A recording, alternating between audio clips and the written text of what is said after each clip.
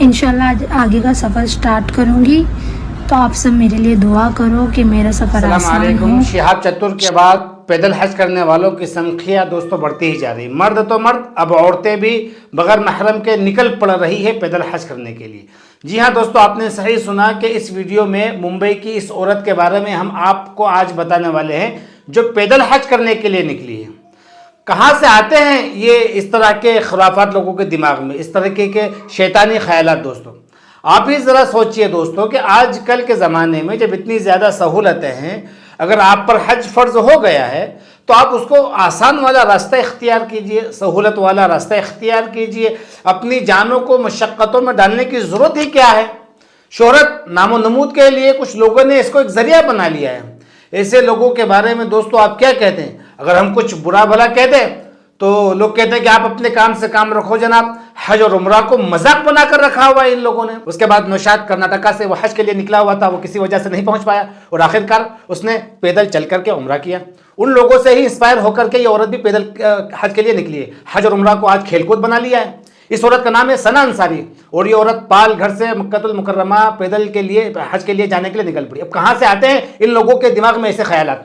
जब इस औरत से लोगों ने पूछा कि आप बगैर महरम के पैदल हज के लिए जा रही है तो क्या ये सही है, तो जवाब देती है कि आपका जवाब तो सही है, आप जो सवाल पूछ रहे हैं ये सब सही है, लेकिन मेरे साथ मेरा महरम है। लेकिन फिल वक्त मैंने पैदल चलने का इरादा किया है और मेरे जो महरम हैं वो 2025 में हज करेंगे। अल्लाह, जबकि ये औरत 2024 के हज के लिए निकली हुई है। तो आप ही जरा बताइए दोस्तों कि क्या ये जवाब दुरुस्त है? लोगों ने जो सवाल पूछे आपके साथ तो महरम नहीं है, तो साफ लफ्जों में दोस्तों अगर हम कहें कि इस औरत के साथ कोई महरम भी नहीं है और दूसरी चीज इतना लंबा सफर तय करना है और वो भी पैदल करना है, कितनी बड़ी अजीब बात है दोस्तों। और हमें तो ये समझ में नहीं आती है कि जब कोई इस तरह की हरकत करने की सोचता है तो सबसे पहले वो सोशल मीडिया पर ही क्यों वीडियो डालता है।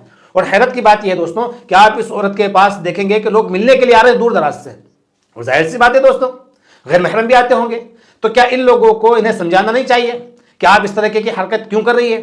आज तक हमारे ज़हन दिमाग से ये सवाल ही नहीं गया है दोस्तों कि ये तमाम चीज़ें किस लिए करने का सोच रहे हैं। नामो नमूद के लिए, शोहरत और इज्जत कमाने के लिए, या फिर अल्लाह ताला को राज़ी करने के लिए? अगर बात करें अल्लाह को राज़ी करने की तो फिर हज़ारों रास्ते खुले पड़े हैं अल्लाह तबारक व तआला को राज़ी करने के लिए।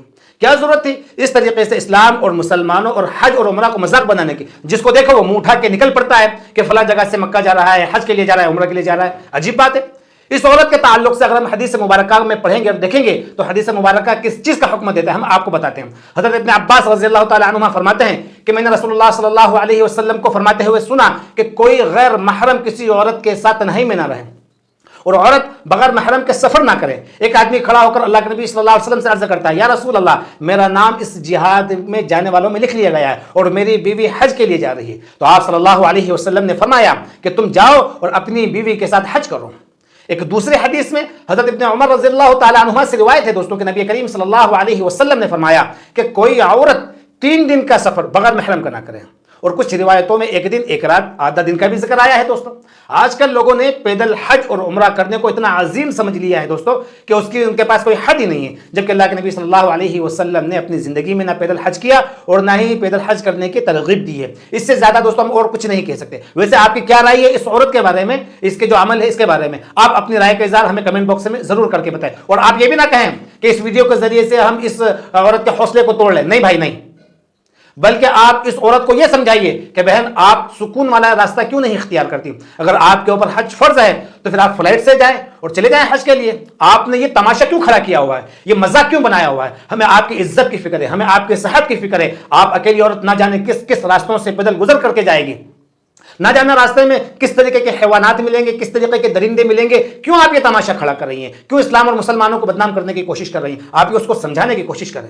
उम्मीद करता हूं कि मेरा ये पैगाम आपको समझ में आया होगा। और नाजरीन, आप इसी तरह की और वीडियोस जानने के लिए हमारे साथ बने रहे, हमारे चैनल को सब्सक्राइब जरूर करें और जाते जाते इस वीडियो को लाइक जरूर करते जाए। अस्सलाम वालेकुम व रहमतुल्लाहि व बरकातहू।